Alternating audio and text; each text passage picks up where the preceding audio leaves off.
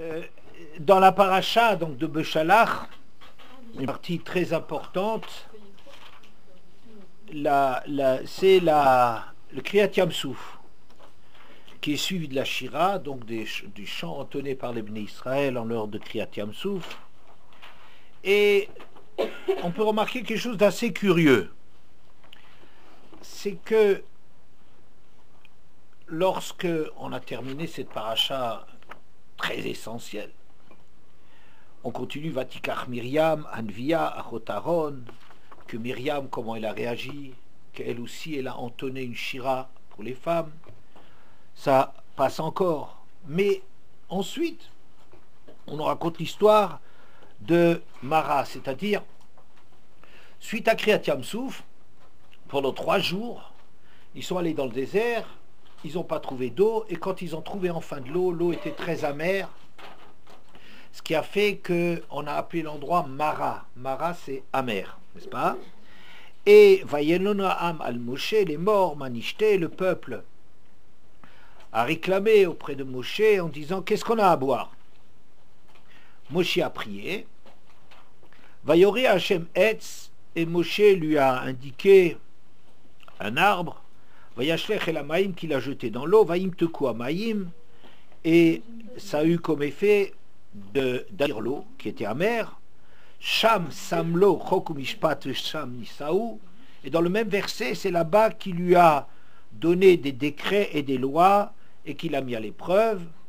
Vayomer Imshomo Tishma, en lui disant, attention, si tu écoutes bien la voix d'Hachem ton Dieu et que tu fais ce qui est droit à ses yeux et que tu écoutes, tu tends l'oreille pour ses mitzvot et que tu observes tous les chukim, tous les mots, maladies que j'ai donnés en l'Égypte, je ne te les donnerai pas, car c'est moi ton médecin. Qu'est-ce que je trouve un peu curieux? Une première chose, c'est que cette paracha de Kriyat Yam-Souf est une paracha tellement importante que je suis étonné qu'on n'arrête pas la montée, la lecture à la Torah, juste après avoir raconté Kriyat Yam-Souf. La shira, encore ça peut aller, que Myriam aussi, elle a fait une shira pour les femmes, je comprends, mais alors là, on devrait s'arrêter.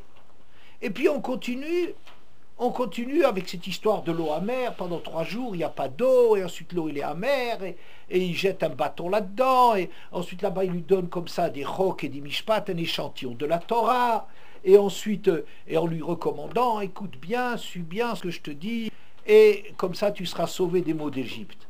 Et c'est seulement là, à ce moment-là, qu'on termine la lecture du Revi'i, la 4e montée de la Torah. Je suis très étonné. Pourquoi je suis étonné? Parce que par exemple, quand vous regardez un autre épisode extrêmement essentiel dans la Torah, c'est Matan Torah. Alors il y a 2 fois Matan Torah. Vous savez où ça se trouve le Matan Torah? Quel paracha? Yitro, c'est ce qu'on va lire ce Shabbat. Et la deuxième fois, pardon, Vaetranan. Bien. Vaetranan. Et là, quand on a terminé la Seret Dibrot, paf, ça s'arrête. La montée, elle s'arrête. Comme si on a une Chaticha Rouyalit Kabet, comme on est en présence de quelque chose de tellement essentiel que ça y est, on s'arrête. La Seret Dibrot ne se mélange pas avec le reste. Hein? Les 2 fois on fait ça, et dans Parashat Yitro, et dans Vaetranan. Et chez nous, on lit quand même quelque chose qui est absolument extraordinaire, le plus grand miracle qu'on n'a jamais vu dans l'histoire, Malchutra Rauvanecha Bokeh Lifne Moshe. Pour voir la Malchut d'Hachem, comme Hachem il règne sur le monde, ben, c'est Bokeh Lifne Moshe, quand il fend la mer devant Moshe. Donc c'est un moment fantastique d'intervention d'Hachem. Et puis on continue comme si de rien n'était. On fait la shira des femmes, après on nous parle qu'il réclame parce qu'il n'y a pas d'eau, et ensuite Hachem il lui donne des conseils. C'est un peu bizarre, pourquoi ça ne s'arrête pas là? D'accord? Vous me direz peut-être, c'est pas nous qui avons choisi comment est-ce qu'on fait monter les gens de la Torah, mais c'est quand même curieux, parce que c'était des... Je ne sais pas qui a fixé les aliyot dans la Torah, mais c'est très très très ancien, et c'est quand même essentiel. Bon. À part ça, il y a quelque chose qui m'étonne. qu'elle vous serait peut-être un peu plus sensible. C'est la succession. Voilà, un reçu, on s'est extasié devant Kriyat Yam Souf, et tout de suite après, 3 jours après, ils sont déjà en train de réclamer. Alors vous allez me dire, ben oui, les Bnei Israël, ils réclament tout le temps. C'est facile, hein. Ils réclament tout le temps. Bon, d'accord, mais enfin, ils viennent de sortir de Kriyat Yam Souf, et ils réclament. C'est un peu bizarre. Et puis cette histoire-là, après, tout de suite dans la foulée, on nous dit, Hachem leur donne un conseil de jeter cette branche, plusieurs opinions là-dessus, mais tout le monde est d'accord que c'était une branche qui était amère. Et Hachem, il fait quelque chose, d'Arko chez la Kachbourou, la Hamtik est amar, d'arriver à adoucir quelque chose d'amer par quelque chose d'amer. Ouais, pas à prendre quelque chose de doux. On met pas du sucre dans quelque chose qui est piquant pour l'atténuer. Ouais, bon, Hachem il est comme ça. Et puis ensuite, et dans le même passou qu'on nous dit, voilà, Hachem il commence à lui donner, à Mara, ils ont commencé à recevoir les bribes de Torah. Shabbat, qu'est-ce qu'on a reçu comme mitzvah à Mara? Est-ce que vous avez une idée? Non, non, ça c'est... Comment? Non. Bon, alors, Shabbat, Para Adouma, la vache rousse, et les dinim, les lois. Comme ça, Rachidi. Il y a une opinion qui a Kibouda Vahem, mais laissons ça de côté. Alors,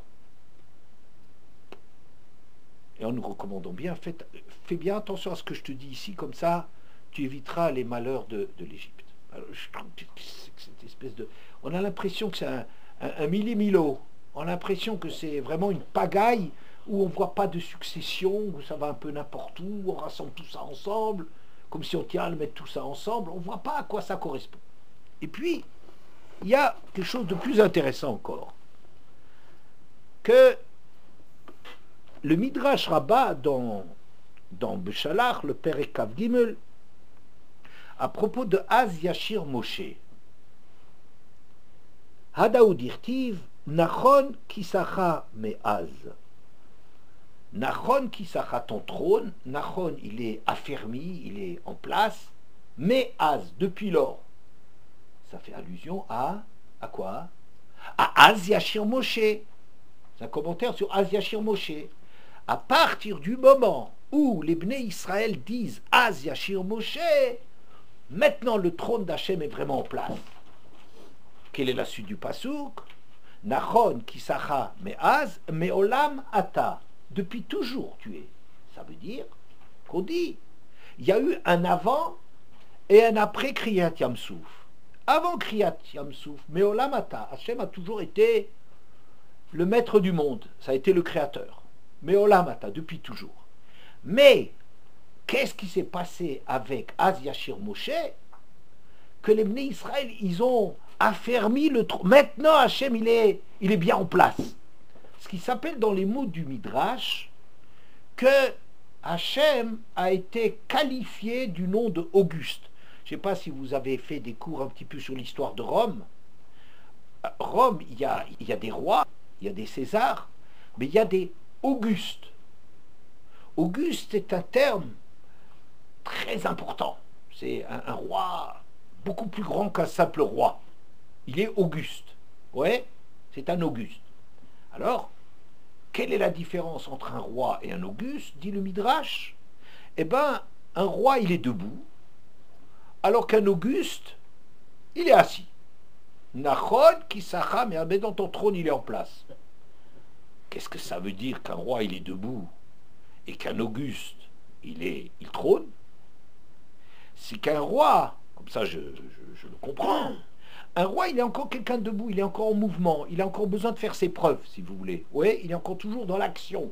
C'est un roi, c'est vrai, il a un rôle particulier, mais c'est encore un rôle qui n'est pas encore reconnu. Il ne suffit pas de dire son nom pour que tout le monde s'écrase. Il a encore besoin d'être debout et d'agir. Mais une fois qu'il a été reconnu, alors là, il peut être assis. Ça veut dire qu'il n'a plus besoin d'agir pour impressionner les gens. Donc, Kriyat Yamsouf, ça fait quelque chose d'incroyable, que les Bnei Israël, Az Yashir Moshe, ils ont reconnu alors une grandeur d'Hachem exceptionnelle, qui fait qu'à partir de maintenant, il n'y a plus de soucis à se faire. Hachem n'est plus simplement le créateur d'un monde dans lequel l'homme est invité, mais il est même, on le voit en action, on le voit comme il a fait la justice avec les Égyptiens, comme il a sauvé les Bnei Israël, une grandeur extraordinaire. D'accord? Bien. Donc on va dire, Hachem, il est un Auguste. C'est comme ça que le Midrash le qualifie. Le problème est le suivant. Qu'est-ce que ça veut dire qu'Hachem, c'est un Auguste? Ça veut dire quelqu'un qui maintenant il est tranquille, maintenant il est installé sur un trône, il est indéboulonnable. Alors que 3 jours après, Vaïlonou, ils sont en train de rouspéter. Ah, il n'y a pas d'eau. Ça veut dire, attention, quand ils sont en train de rouspéter, ça s'appelle Amar Rabbi Yoshua, dans la Mechilta, Rabbi Yoshua, il dit, mais c'est pas comme ça qu'il faut faire. S'il y a quelque chose qui ne marche pas, eh bien tu vas discuter, tu vas pas râler, tu vas pas réclamer. Tu envoies une délégation chez Moshe en lui disant, Manichté, qu'est-ce qu'on va boire, hein, les vivres vinrent à manquer, qu'est-ce qu'on peut faire? Avec du respect. Non, ils sont en train de réclamer. Et d'ailleurs, on nous dit aussi que ça fait partie des 10 épreuves que les Bnei Israël, ils ont testé Hachem. Déjà, ils viennent de recevoir Kriyat Yamsouf.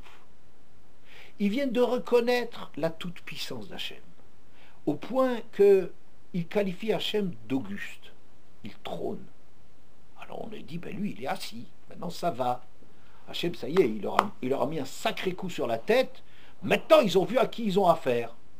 3 jours après, ils sont déjà en train de rouspéter. Alors, à quoi ça sert de reconnaître la puissance d'Hachem, que c'est comme si tu n'avais pas reconnu la puissance d'Hachem? De toute façon, il râle.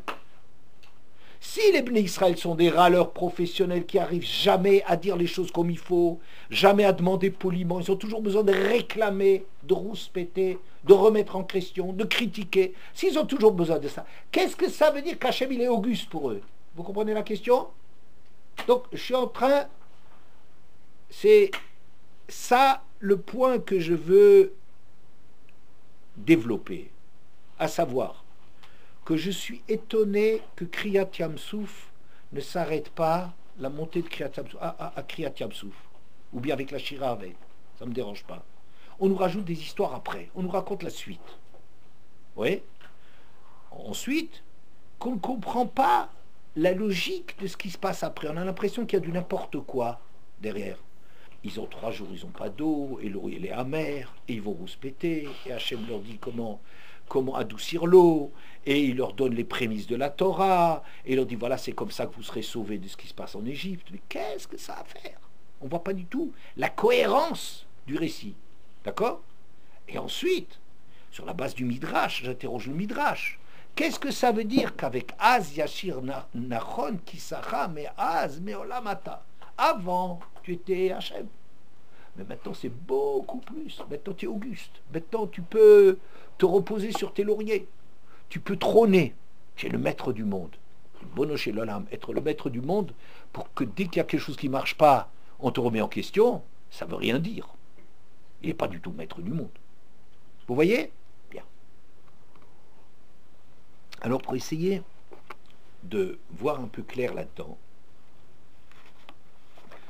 je vais parler d'abord, je vais rapporter certains rachis. Et c'est marqué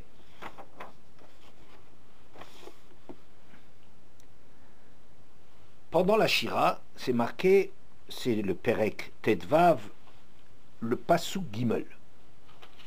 Hashem Ish Milchama, Hashem Shemo. C'est un des psukim. Comment vous traduisez? Hashem Ish Milchama, Hashem est un homme de guerre, d'accord. Hashem Shemo, hein, pardon, Hashem, son nom c'est Hashem, hein? Hashem c'est son nom. C'est un peu curieux, qu'est-ce que c'est? Ouais. Alors, Hachem, il est Ish Milchama, on pourrait dire, c'est le maître de la guerre. Hein, c'est lui qui décide de l'issue des guerres. Comme on dit Ish Naomi, le mari de Naomi, dans Ruth, dans l'histoire de Ruth. Hein? Hachem, c'est lui qui décide des guerres, ou bien c'est le plus grand guerrier qu'on connaisse. D'accord? Mais qu'est-ce que ça veut dire derrière Hachem Shemo? Alors Rachid dit, Hachem Shemo, Milchamotav lo bichle zayin, ela bishmo hu nilcham. Ces guerres, il ne les fait pas avec des armes, clé zayin, mais avec son nom. C'est avec son nom qu'il combat, comme Moshe Amar David. Vanochi baelecha beshem Hashem tzvakot. Quand il a affronté Goliath, il dit, toi Goliath, tu viens contre moi avec une lance, avec un javelot, avec des armes. Tu viens armé contre moi, et moi, Ani beshem Hashem. Moi je viens avec le nom d'Hachem. Donc Hachem, on fait la guerre avec le nom d'Hachem. C'est très curieux, ça veut dire quoi, faire la guerre avec le nom d'Hachem? On ne sait pas de quoi. Ça veut, c'est pas des armes. C'est pas les armes que les hommes. Hachem n'est pas un guerrier comme les puissants de ce monde sont des guerriers. D'accord? Il faudra comprendre que ça veut dire qu'Hachem, il combat avec son nom. Hein? Dabacher, autre explication. Hachem Shemo, c'est Hachem son nom. Af Besha'a Shehu Nilcham Venokem Me Oivav, même dans le temps où il tire vengeance de ses ennemis et qu'il combat, il y combat, Ochez ou Bemidato, il tient encore toujours il est fidèle à son comportement, le Rachem al-Brouav, d'avoir pitié de ses créatures, Velazon et Kolba et Olam, et de nourrir le monde entier, Velo Kumidat Malché Adama, et c'est pas comme les rois de la terre, que chez Osek Bemilchama, Pone Atzmo Mikol Asaka Ve'en Bokoach Lasot Zu Vezu. Un roi humain, quand lui, il est en train de faire la guerre, vous savez comment ça se passe? Il s'arrête de tout faire, il fait plus que la guerre. Il s'arrête tout, comme si l'État il s'arrête, et on n'est plus capable de gérer. Vous voyez? Ça veut dire on est tellement focalisé, on est tellement branché, tellement absorbé par le fait de faire la guerre qu'on ne fait plus que la guerre. Le pays n'a qu'à tourner à part ça comme il veut, mais Hachem, non. Hachem, ce mot, ça veut dire, ça reste toujours Hachem. Hachem, Ishmil Chama, quand Hachem, il fait la guerre, Hachem Shemo, il garde encore toujours son nom d'Hachem. Ça veut dire que toutes les attributs d'Hachem, les responsabilités, le rôle d'Hachem, tout est parfaitement fait. Hachem continue, vous voyez par exemple, il est en train de tuer les Égyptiens et en même temps il sauve les Hébreux. Il nourrit le monde. Ça veut dire il ne s'arrête pas d'être Hachem. Et ça, c'est une grandeur extraordinaire de dire, et tu sais, ça reste encore toujours Hachem. Alors qu'un roi, quand il fait la guerre, ça cesse d'être un roi, ça devient un général. Il est tout pris par la guerre, complètement pris par cela, et puis alors il n'y a rien d'autre qui existe pour lui, il n'y a pas d'autre horizon. On met toutes ses forces et toute son énergie et son imagination, on le met là-dedans pour faire la guerre. On ne pense qu'il n'y a rien d'autre. Hachem, il reste sur nous. Mais le début, ça c'est la deuxième explication. Hachem Ishmil Chama, quand bien même il fait la guerre, Hachem Shemo, il garde son nom d'Hachem, il reste dans sa grandeur d'Hachem. Il ne perd rien, ça ne l'absorbe pas du tout, si vous voulez. Hein? Bien. Mais qu'est-ce que ça veut dire? La première explication, c'est avec son nom d'Hachem qu'il fait la guerre et pas avec les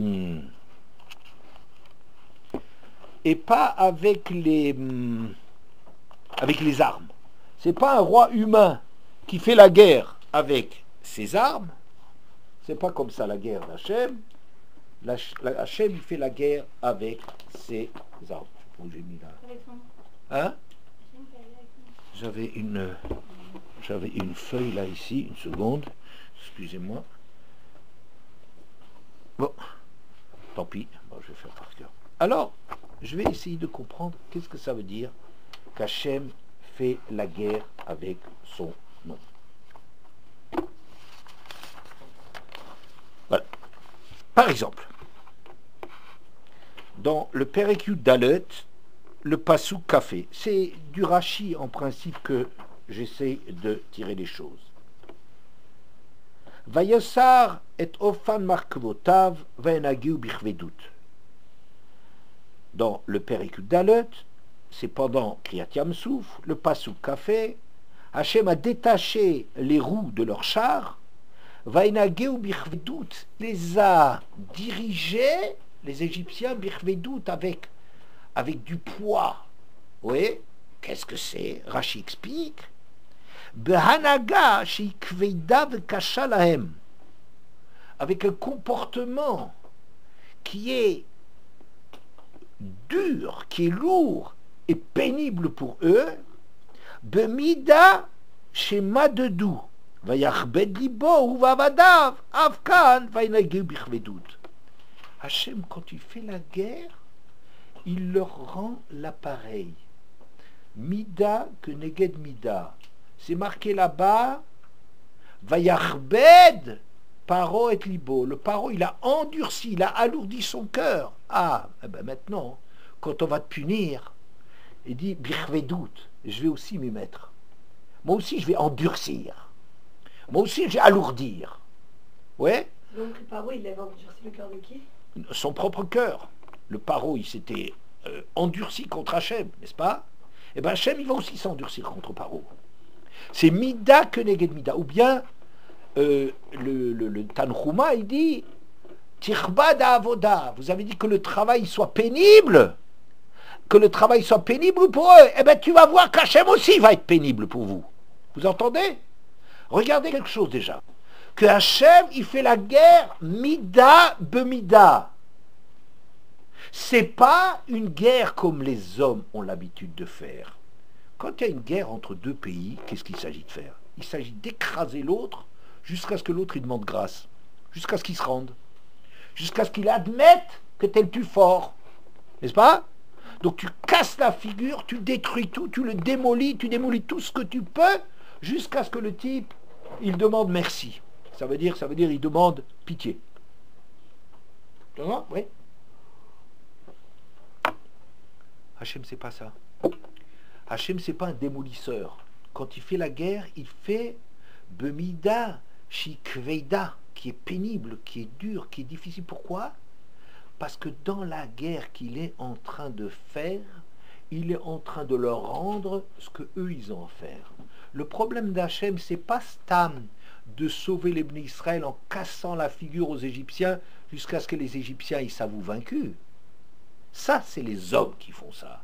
Et les hommes ne regardent pas aux détails, n'est-ce pas? S'ils peuvent faire la guerre, ils vont lancer des bombes au napalm, avec de la guerre chimique, la guerre de ça. Et tout ce qu'ils arrivent à faire, ils détruisent tout, ils démolissent tout, ils sont durs, ils torturent, et tout ce que vous voulez, jusqu'à ce que tu te rendes. Hein? C'est pas du tout le problème d'Hachem. Hachem ne fait pas la guerre avec les armes. Hachem, il fait la guerre, Hachem Shemo, tel qu'il est. Par exemple, Mida Keneged Mida. Ou bien, dans Rashi, dans Yud Dalet, Kavzaïn, Vaenaer Hachem. Hachem les a, le Naer, ça veut dire mélanger une casserole, mélanger ce qu'il y a de touiller. Vous voyez, vous avez une casserole dans laquelle vous avez des plats qui sont en train de cuire, et qu'est-ce que vous faites? Vous les remuez. Prenez une louche, une grande cuillère, et vous remuez ce qui est dedans. Ça veut dire, vous mettez en bas ce qui est en haut et en haut ce qui est en bas, pour que ça prenne bien partout. Alors il faut arriver à remuer. Vous voyez?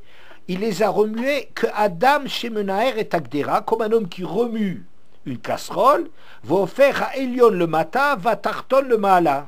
Et il remue ce qui est en haut en bas et ce qui est en bas et en haut. Kachayu olim ve yordim ou mishtabrim bayam. Ainsi eux, ils montaient, ils descendaient, ils étaient brisés par la mer. Et quelque chose de très intéressant. Venatan akadosh baruch hu bahem chayut le kabel haïsurim. Magnifique Rashi. Et Hachem leur a donné une vitalité, une force pour qu'ils arrivent à supporter tout ce qu'il leur a fait supporter. Ah, ils ont résisté à Hachem. Oui, oui. Mais maintenant aussi, quand Hachem il va leur demander des comptes, il aurait pu les balancer comme un feuillu de paille, hein? Il aurait pu les briser avec rien, avec ça. C'est pas ça ce qu'Hachem fait. Hachem, il leur donne la force pour supporter Mashemagi Alahem, ce qui leur revient. Vous voyez? C'est pas de les casser. Le but d'Hachem n'est pas de vaincre l'ennemi. C'est que l'ennemi, il prenne conscience de sa faute quand on lui rend ce qu'il a fait. Ou bien encore, il y a un verset dans le même Pérec, non, c'est après, le Pérec Tedvav, le Pasouké. Le Pérec Tedvav, le Pasouké, qu'est-ce qu'on dit là-bas?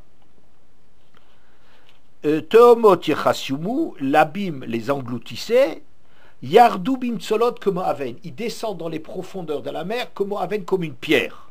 Rachidi, comme Aven, comme une pierre, ou Bemakom Acher, par ailleurs il est écrit, Tsaleluka Oferet, ils ont coulé comme du plomb. D'accord? Ou Bemakom Acher, et encore un autre endroit, Yochlemo Kakash, il est dévoré comme de la paille. Ça veut dire quoi? 3 versets. Comme de la paille, comme une pierre, comme du plomb. Harshaim Kakash. Les plus rechaïm des Égyptiens, c'était comme de la paille. Et de la paille, ça met très longtemps jusqu'à ce que ça coule. Hein? Holchim ou miturafim, olin viordim. Ils viennent, ils sont déchirés, ils montent, ils descendent, c'est quelque chose de terrible. Oui? Ils vont plus jamais faire de manège derrière. Hein? Quand ils voient, on aime avoir des émotions fortes, on fait le Super 8 ou je sais pas quoi, la grande roue, des choses de genre là. Mais eux, ils en ont bavé, pas seulement parce qu'ils sont morts, mais ça leur est écœuré à vie de monter et de descendre, être d'autres. Benonim Kaaven. Les moyens, c'est comme une pierre, c'est-à-dire, ça coulait vite. Oui. Vehakshirim Keoferet Shenachumiad. Et les autres, ils descendent encore plus vite. Ils sont comme du plomb. Et le plomb encore plus. Le plomb, quand on est dans de la glaise, il s'enfonce. Ça veut dire, c'est des gens qui ont été enterrés. Ouais. Vous entendez? Hachem, il donne à chacun.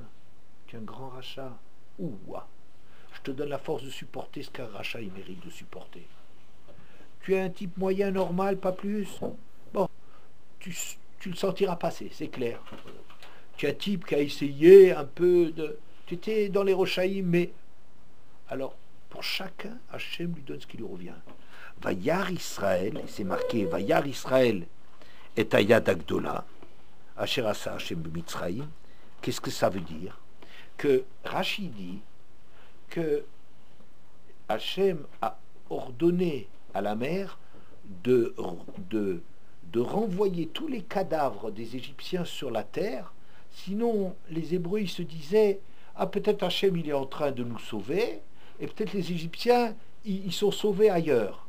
Alors, pour que les Égyptiens, pour que les Hébreux voient bien que les Égyptiens sont morts et qu'on risque plus rien, qu'ils ont vraiment été sauvés, il les a renvoyés du même, tous les cadavres sur la...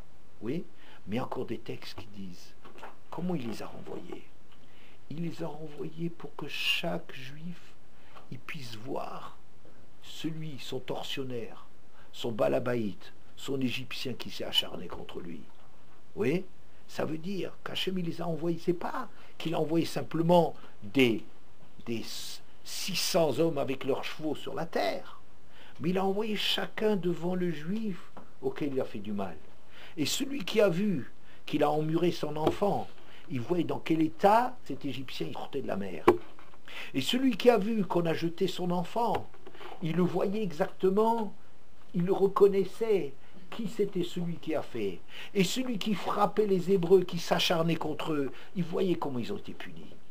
C'est-à-dire, vous voyez quelque chose d'extraordinaire. Kriyat Yamsouf a été fait Bishmo. Bishmo hu nilcham, lo bichlezaïn, que malché aretz. Hachem, il ne fait pas la guerre comme un soldat. C'est tout à fait autre chose. Un soldat essaye d'avoir la victoire. Un soldat se concentre un seul but, on oublie tout. Simplement, il faut vaincre l'ennemi jusqu'à ce qu'il se rende ou jusqu'à ce qu'on les massacre. Hein? Hachem, c'est pas ça. C'est pas les armes. C'est pas les battre qu'il veut. C'est leur rendre ce qu'ils ont fait et de montrer aux Bnei Israël qu'est-ce qui leur arrive. Parce qu'on avec tous les Hébreux qui sortaient, ils étaient des millions. Et il y a les Égyptiens qui ont jeté pour que le Juif y voit son maître. Ça veut dire que certainement il a lancé à chacun, il a renvoyé sur la grève, sur la terre, celui que le Juif avait besoin de voir. Vous voyez? Bon. Vous avez vu? Avec ça, j'essaie d'expliquer qu'Hachem a fait la guerre à Hachem Shemo. D'accord? Bien. Mais il faut savoir que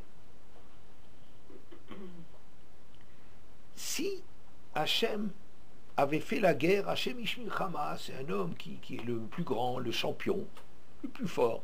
Ouais. S'il avait fait ça seulement, alors les Hébreux, ils auraient applaudi très fort. Ils disent, waouh, on a gagné, c'est bien, ils nous ficheront la paix, maintenant on est sauvés. Hein? Ça ne remet pas en question les victimes, les Bnei Israël qui sont sauvés. Ça ne les remet pas beaucoup en question. Mais quand tu vois la façon dont Hachem il fait la guerre, entendez, ça fait peur. Hachem fait la guerre Bishmo dans sa dimension extraordinaire, dans laquelle il fait du chesed et de la rachmanout en même temps qu'il punit. Et quand il punit à chacun exactement ce qui lui revient. Et chacun, on voit sur lui qu'Hachem lui a rendu, lui a donné la vie pour arriver à souffrir tout ce qu'ils ont souffert, et tout ça, ça se voit sur lui.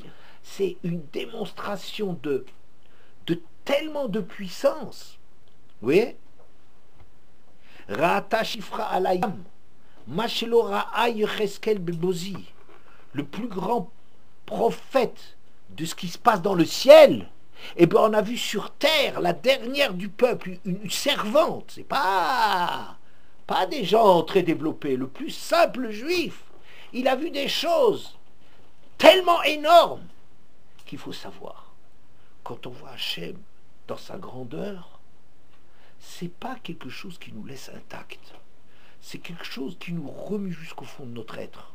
Voyez, si Hachem ça avait seulement été un vainqueur militaire, on aurait dit, c'est un grand général, on lui fait une stèle, un grand monument, on lui écrit des chants pour lui, on lui écrit des poèmes.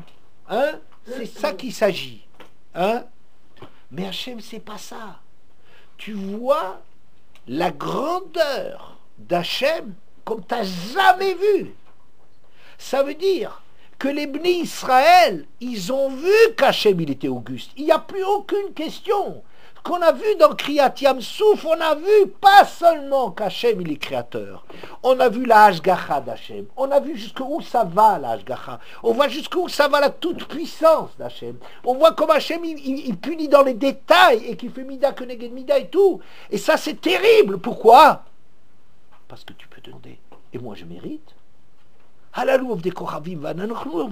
Mais ceux des idolâtres, on ne vaut pas mieux. C'est vrai que tu étais victime. Mais quand tu vois comme Hachem, tous les détails, il donne pour les Rechaïm, les grands Rechaïm, les moyens Rechaïm, les petits Rechaïm, chacun ce qu'il a, ce qui lui revient et tout, c'est quelque chose qui nous fait peur. Pourquoi? Parce que nous, on n'est pas au niveau. Est-ce que vous comprenez? Il y a quelque chose qui remet en question. Alors je dirais la question que j'ai posée au début. Comment se fait-il que on a regroupé, on a continué à Kriyat Yam-Souf? On ne s'est pas arrêté pour faire une montée dans la Torah. Oui. Et ils se sont révoltés. Et pourtant ils ont déclaré Hachem auguste. Alors je dis ça va ensemble. C'est-à-dire, dans Kriyat Yam-Souf, ce qui était terrible, c'est pas seulement la grandeur du miracle, de voir comme Hachem, il est cholette, il domine le monde dans tous ses éléments. Ça, c'est une chose. Mais de voir comme il fait la guerre avec son nom, la façon dont Hachem, il fait la guerre, comme il donne à chacun ce qui lui revient, c'est quelque chose qui nous terrifie. Que Shakadosh Baruch Ose Mishpat Barshaim, Shomo Mitkadesh, Mitromem, quand Akadosh Baruch il règle les comptes des Roshaim, c'est pas seulement qu'il les a punis, c'est qu'on voit qu'il y a de la Kedusha dans son nom, ça veut dire on voit que Hachem c'est quelque chose qui a un contenu, c'est terrible, ça terrorise. Ah mais moi j'ai été sauvé. Oui, mais tu te crois que tu es au niveau, tu te remets tout à fait en question. Mais je ne vaux pas mieux que l'autre. Et même si je vaux un peu mieux, mais Hachem, c'est terrible la façon dont Hachem, vous comprenez? Et c'est pour cela que Kriyat Yamsouf, ça ne s'arrête pas à Kriyat Yamsouf. Il y a une révolte derrière. Pourquoi? Parce qu'on a besoin de se défendre contre cette impression terrible de la force d'Hachem. C'est pas que ça n'a pas servi, vous entendez? C'est pas que ça n'a pas servi qu'Hachem, on dit qu'Hachem il est auguste, que les Bnei Israël ont déclaré Hachem c'est plus qu'un empereur. Mais non, c'est ça qui a créé de la révolte chez eux. Pourquoi on se révolte contre Hachem? Parce qu'il est insupportable, Hachem. Il est tellement grand que nous-mêmes ça nous remet en question. Moi j'ai dit que en Égypte, on a vu que toute une partie des Hébreux ils sont morts. Quand est-ce qu'ils sont morts? À Rocher, surtout pas Makat Bechorot. Rocher, il y a une grande partie, la plus grande partie du peuple qui est mort. Pourquoi? Parce qu'ils sont partis. Ils sont voulu partir d'Égypte. Non, c'est parce qu'ils voulaient rester. Ils voulaient rester, au contraire, en Égypte. Alors nous, on croit, comme on explique, ils étaient confortablement en Égypte. Ils ne voulaient pas sortir. Oui, c'était bien. Hein? Ça, c'est peut-être la cause. Mais qu'est-ce que ça a fait? Vous croyez que les Bnei Israël, ils sont sortis parce qu'ils n'ont rien compris d'Hachem? Tout le but des Makot, c'est de montrer et de prouver qui c'est Hachem. Ça veut dire que les Hébreux, c'est quel numéro, Rocher, dans les plaies? 9, c'est presque la fin. Ils ont déjà vu une grandeur, une précision, comme Hachem, il fait la différence entre les Juifs et les Hébreux, comme il existe, comme il intervient, comme il est tout puissant. Ils ont tout vu. Alors tu crois que les Hébreux qui sont restés en Égypte, ils n'ont rien vu? Mais comment ils ont vu? Mais tu sais pourquoi ils sont restés en Égypte? Parce qu'ils ne voulaient pas sortir. Parce ils ont compris qu'ils ont affaire avec quelque chose d'insupportable. Ils ont compris qu'Hachem, c'est pas changer de maître. Il ne faut pas imaginer que sortir d'Égypte, c'est simplement, au lieu que Paro, ce soit ton maître, ça sera Hachem qui est ton maître. Mais non. Hachem, c'est un maître qui est d'une dimension, d'une toute puissance, qu'on a vu dans les Makot, qui est tellement terrifiante, qui est tellement grand, que je dis que ceux qui ne sont pas sortis d'Égypte, c'est vrai que sans doute ils trouvaient leur compte, ils étaient bien en Égypte quelque part, ou pas trop mal en Égypte. Mais surtout, c'est qu'ils ont trop bien compris ce que ça veut dire, la grandeur d'Hachem. Vous entendez? Quand on comprend trop, on est terrorisé, parce que justement Hachem Shemo, parce que Hachem il a une dimension qui écrase, qui est une telle perfection, un tel sens du détail, une telle inimaginable que ça remet tout le monde en question. Il y a dans la Gemara Shabbat Pechet, Rabbi Chama bar Chanina dit Bechorev Ta'anu ou Bechorev Parkou. Ils ont reçu la Torah au Chorev et ils se sont déchargés de la Torah, ils ont fait Egel Azav dans le Chorev. Alors, c'est-à-dire que 40 jours après Matan Torah, ils ont fait le veau d'or.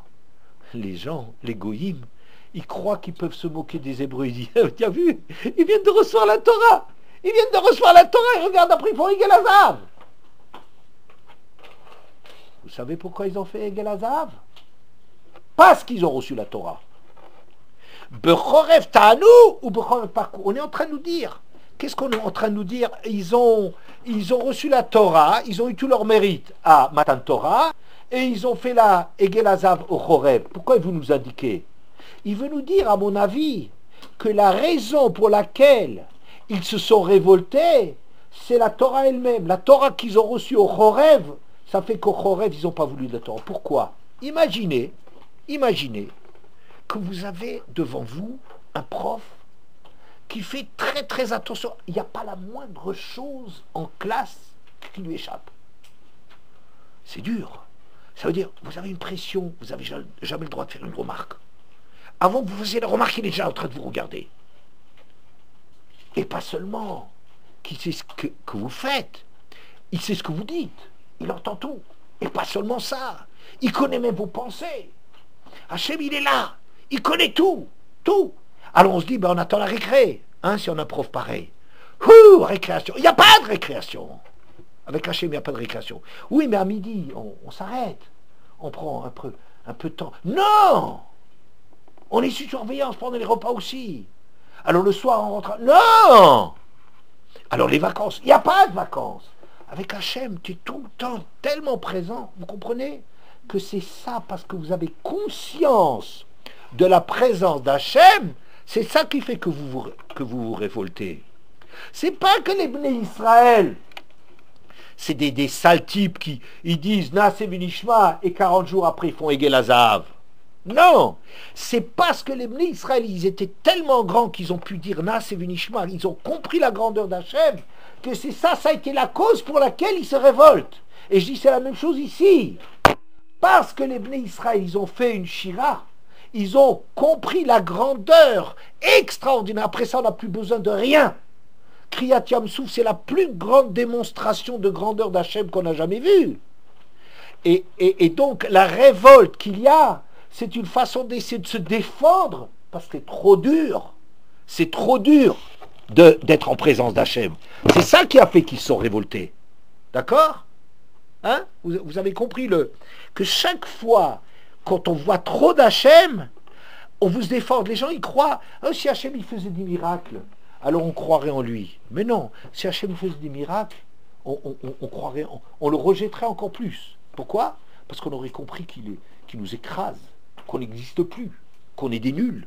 Et ça, c'est insupportable de vivre avec ça. Voyez? C'est ça l'histoire que ils ont tenu 3 jours avec tout l'eau qui leur réservait, qui leur restait encore dans Bikiléem, avec tout le réserve, comme ça dit le Tanhuma. Et ensuite, ils ont trouvé de l'eau. L'eau, il avait un goût amer. Ça veut dire que l'eau, il a un goût amer.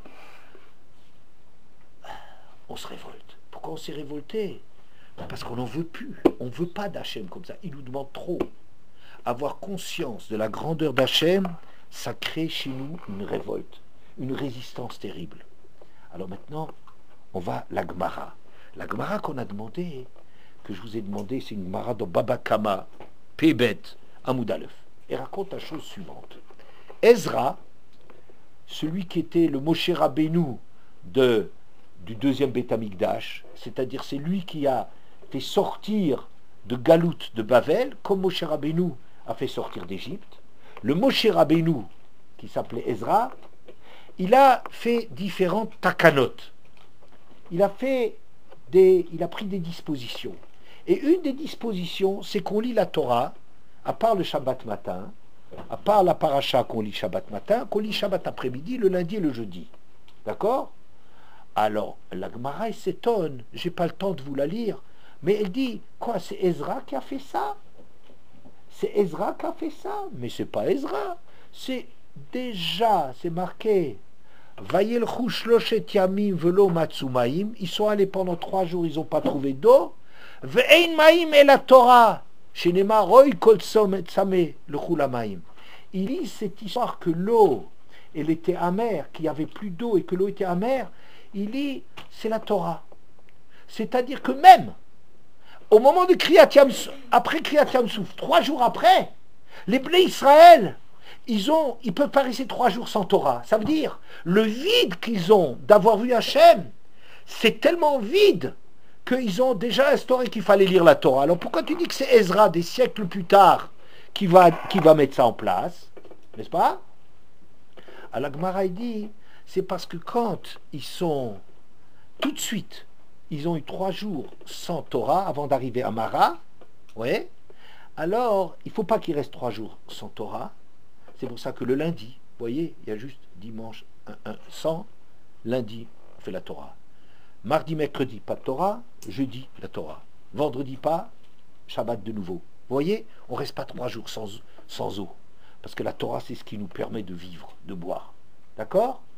L'histoire de l'eau, ils le mettent en relation avec la Torah. Il dit simplement que eux, ils avaient simplement dit qu'il y a un seul qui monte à la Torah, auquel on lit 3 psukim, ou bien c'est 3 auxquels on fait lire un seul pasouk. Mais Ezra, il a été metaken la lecture que nous on fait à la Torah, c'est-à-dire que le Shabbat après-midi, le lundi et le jeudi, il y en a 3 qui montent, et chacun lit au moins 3 psukim, et en tout 10 psukim par rapport à ceux qui sont les 10 qui sont toujours prêts d'étudier et de prier. D'accord? À Sarah Batladi.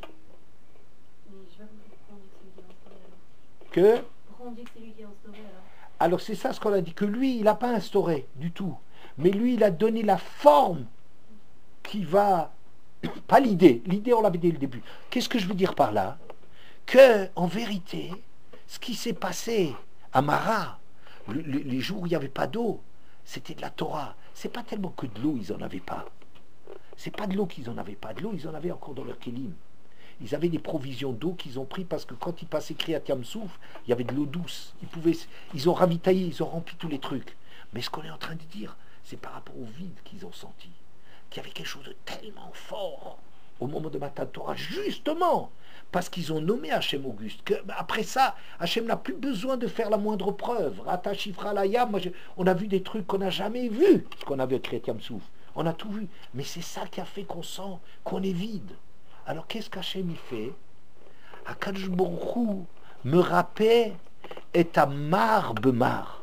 Hachem, il guérit ce qui est amer par ce qui est amer. Alors en général, on explique ça comme ça. Un homme, s'il veut rendre de l'eau amère, il veut la rendre douce, qu'est-ce qu'il va mettre dedans? Du sucre, du miel, quelque chose. Akadosh Baruch Hu, il leur indique une branche qui est peut-être de l'olivier. Enfin, de toute façon, il y a plusieurs opinions ce que c'était comme branche. Ce qui est sûr, c'est que c'est une branche amère. D'accord? Akadosh Baruch Hu, il n'a pas besoin du sucre. Il prend quelque chose d'amer, il rend les choses amères. Douces. Ou bien, quand Yeshayahu, à un certain moment, il y avait des plaies terribles, très purulentes, comme ça, avec plein de pus, et Hachem, il a dit, il faut prendre de la figue dessus. Or, la figue, c'est la chose la pire pour ça, parce que ça pourrit encore plus la plaie.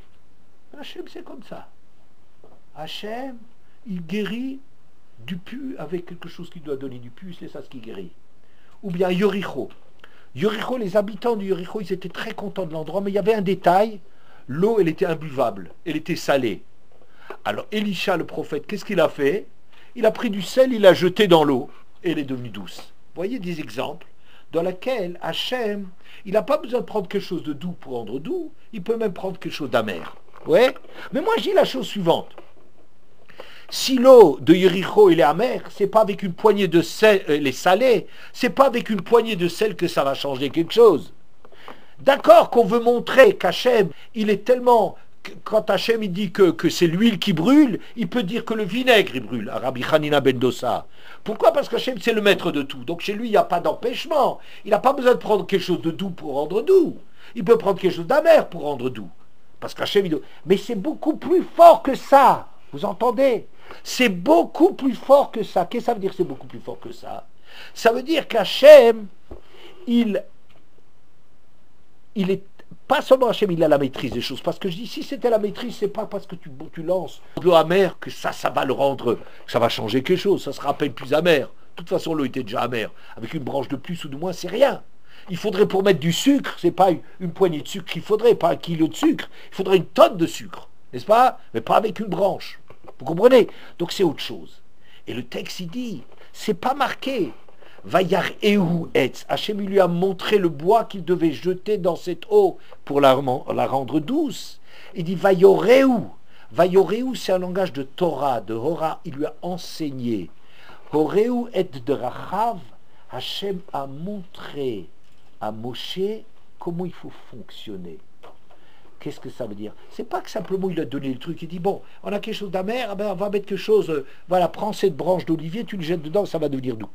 Ouais, ça c'est Vayar Ehu, il lui montre, il n'a pas montré, il lui a appris, il lui a enseigné que contre l'amertume, le goût qu'ils avaient de vide qu'ils ont senti parce qu'Hachem était trop fort, qu'Hachem est trop insupportable, parce qu'Hachem il est tellement puissant que je ne veux pas sortir d'Égypte.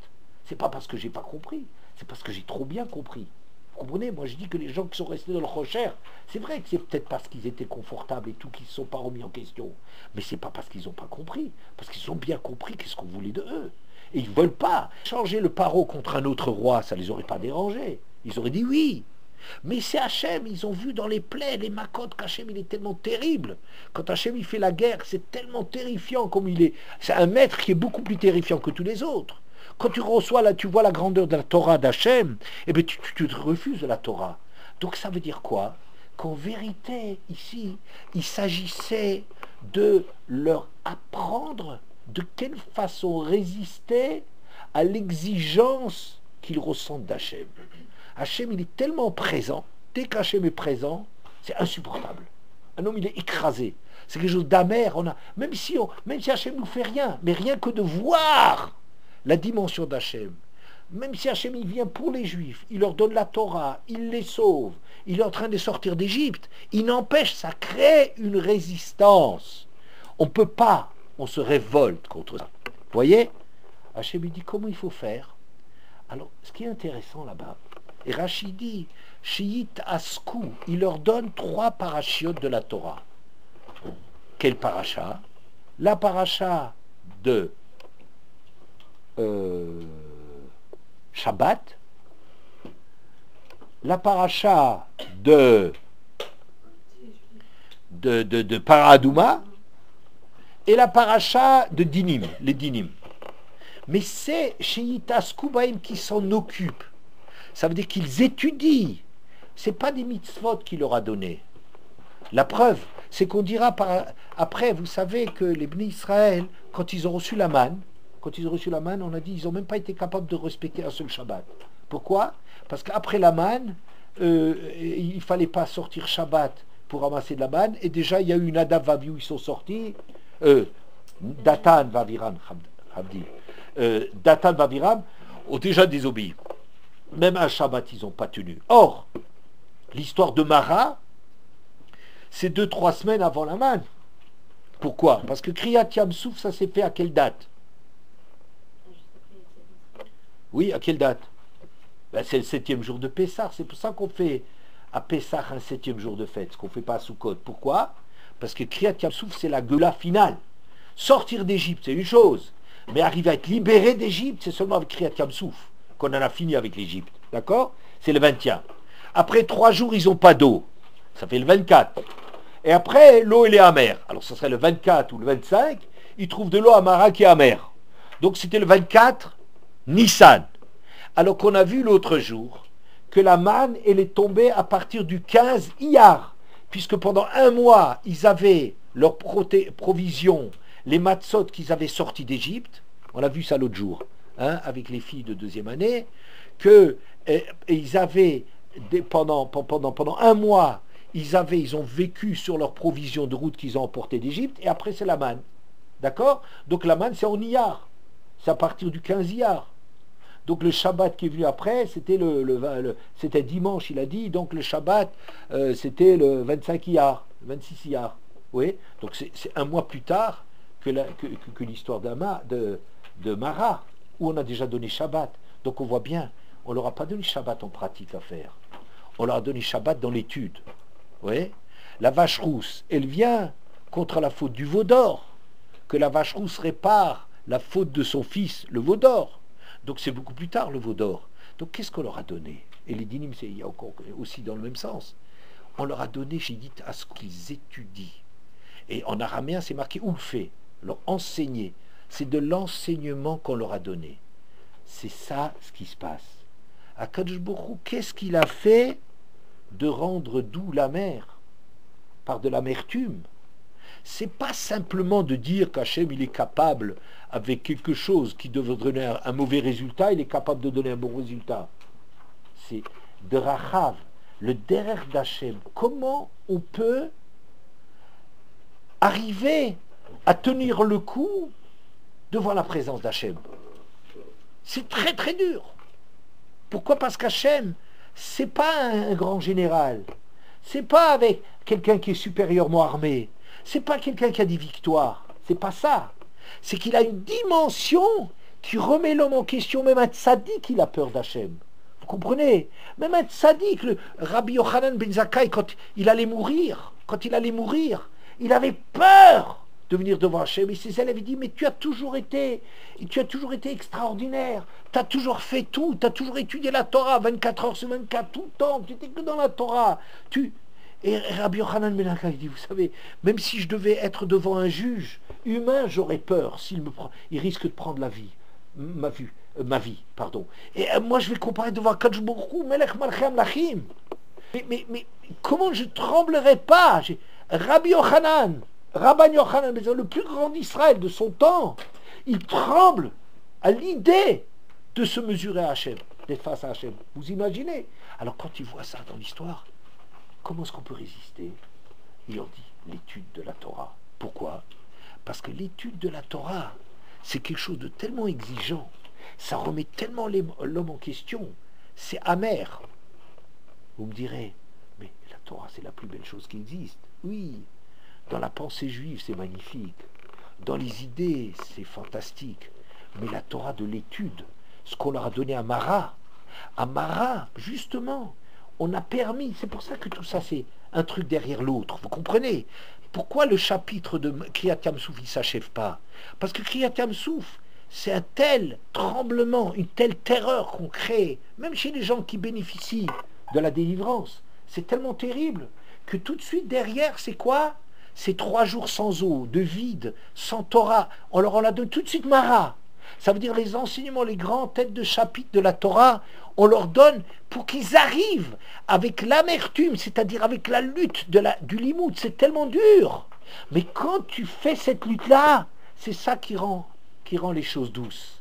La Torah est très, très, très exigeante. Rav Chaikin, Zichrono Livracha, il disait la chose suivante. Il dit, moi j'étais prisonnier de guerre.